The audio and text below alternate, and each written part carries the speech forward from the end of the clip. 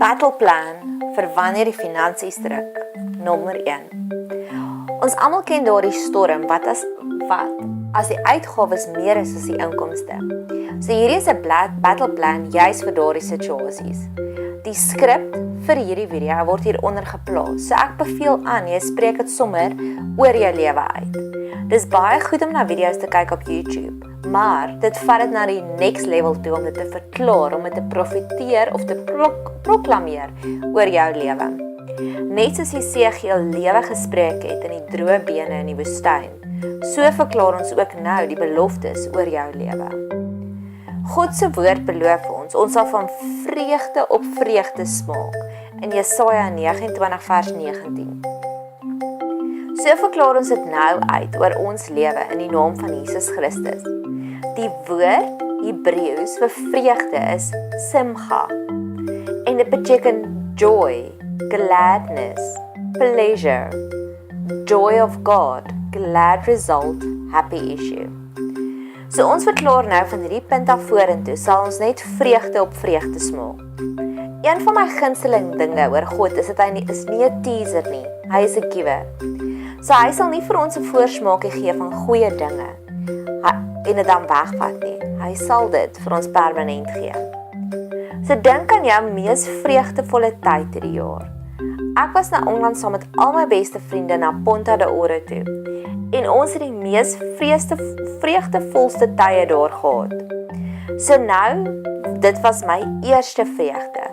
Maar nou weet ek dat God sal my nog meer vreugde laat smaak, self deur hierdie storm.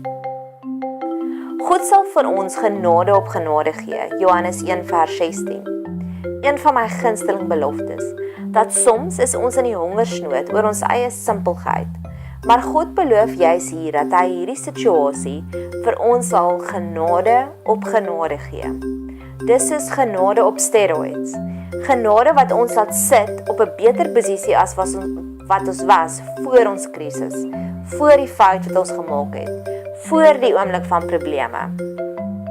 Ek het 'n video gemaak oor genade en barmhartigheid of grace and mercy. Ek sal die link hieronder plaas.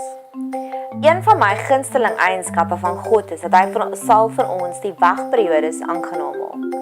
Ek het eendag deur 'n storm gewerk en op die moeilikste oomblik het God vir my die deure oopgemaak om met vakansie te gaan vir 'n week. En dit was juist tydens hierdie vakansie waar die deurbrake gekom het met die probleem wat ek gehad het. So bid en verklaar ook jou situasie dat God die wagvrede vir jou sal aangenaam maak. Matteus 26 vers 44. En hy het hulle met rus gelaat. Ek het hierdie fantastiese preek gehoor van Joel Osteen waar hy verduidelik dat soms maak God ons emosies, ons vrese, doof vir die omstandighede. Net soos Jesus die disippels hier gelos het om verder te slaap, dat soms maak God ons rustig slaap in die leeukuil, net soos met Daniel. So bid en verklaar dit ook oor jou lewe, dat God vir jou daardie vrede sal gee, te midde van die storm, daardie vrede wat alle verstand en verduideliking te bowe gaan. Ek het oor die naweek met iemand gepraat wat besig was om met verskillende traumas te werk, maar sy het net so rustig gelyk. Ek het kommentaar daarop gegee en sy het gesê, wat sal dit my help om daaroor te worry? En dis so die waarheid, so bid ook vir daardie absolute vrede wat God oor jou spoel met jou omstandighede, dat jy ook soos Jesus kan slaap in die storm. Die Golden Oldie, Psalm 23. Psalm 23 is juist so perfek vir hierdie huidige seisoen. Die Here is ons herder, ons is die skapies. Dink jy die skapies bekommer hulle ooit oor waar hulle die volgende slaai vandaan gaan kom? Nee, die herder sorg vir hulle.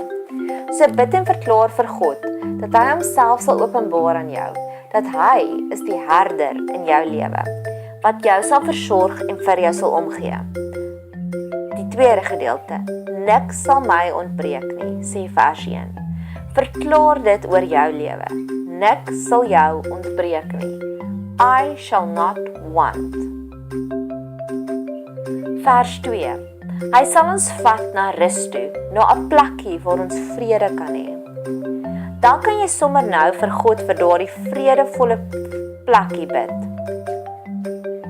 het een keer hierdie mooi prentjie gesien en dit gebid ook, dat God my sal wegsteek op sy spesiale plekkie, net soos wat hy gedoen het met Jeremia en met Baruch, toe hulle weggesteek het. So jy kan bid dat God jou sal wegsteek deur hierdie stormagtige periode. Verklaar dit uit dat God vir jou daardie vrede sal gee, wat jy sal maak om die volgende te sê. En dit is 'n direkte quote van een van my vriende, en dit is vir my so kosbaar. But I have most of it pretty much covered, to the point I can only thank God, not ask for more. En dan natuurlik, een van my gunsteling gedeeltes van Psalm 23. U berei die tafel voor my aangesig teenoor my teestanders. U maak my hoof vet met olie, my beker loop oor. Hoe mooi is dit? Nog 'n versie wat my baie inspireer is, die geopende fontein, Johannes 4 vers 14. Maar elkeen wat drink van die water wat ek hom sal gee, sal in ewigheid nooit dors kry nie. Maar die water wat ek hom sal gee, sal in hom word 'n fontein van water wat opspring tot in die ewige lewe. So hoe ek hierdie versie sien, is soos volg. Ons is nou dors. Ons het 'n behoefte om God se voorsiening nou te sien. Dis staan ons op hierdie Johannes 4 vers 14 belofte, dat omdat ons na God toe gaan met ons versoek, sal die volgende gebeur. 1. Ons sal in ewigheid nooit dors kry nie. God sal vir ons 'n ewigdurende verlossing gee. Nie net 'n quick fix of 'n tydelike oplossing nie, maar 'n ewigheid nooit dors oplossing. Een van my ander gunsteling versies wat my hieraan laat dink is, want soos julle die Egiptenaars, of sommer tussen hakies, die gees van armoede vandag sien, sal julle hulle nooit weer in ewigheid sien nie. Ons staan op hierdie belofte, dat God sal ons finaal en vir ewig verlos van armoede. 2. In hom word 'n fontein van water. Ons oplossing wat God vir ons sal bied, sal ander mense ook help. God sal vir ons radikale antwoorde gee, dat ons vir ander ook 'n bron van inspirasie sal wees. Ons sal ander mense ook help met ons oplossing. Ek het vanoggend 'n fantastiese getuienis gehoor van 'n vrou wat 'n weduwee wat na 16 jaar dink ek weer op trou staan. En een ander persoon het gesê dat haar liefdesverhaal en haar feit dat haar drome waar word, was vir almal anders in die groep 'n bron van inspirasie dat gebede word beantwoord. So mag God jou ook so radikaal beantwoord, sy van my vriendin beantwoord het met 'n perfekte oulike trouman te stuur. 3. Opspring tot ewige lewe. Dit sal nie net 'n bietjie wees nie, dit sal opspring, dit sal uitbundige, oorvloedige oplossings wees. En dit sal lewe bring, ewige lewe. Soos die Gees so wonderlik werk, het ek hierdie video ontvang van iemand af, waar hulle verduidelik dat soms verander God die berg, maar ander kere verander die berg ons. En dit is waarvoor ons nou bid, dat hierdie berg, hierdie vyand voor ons, nou verander, dat dit ons nou verander in vegtende warriors.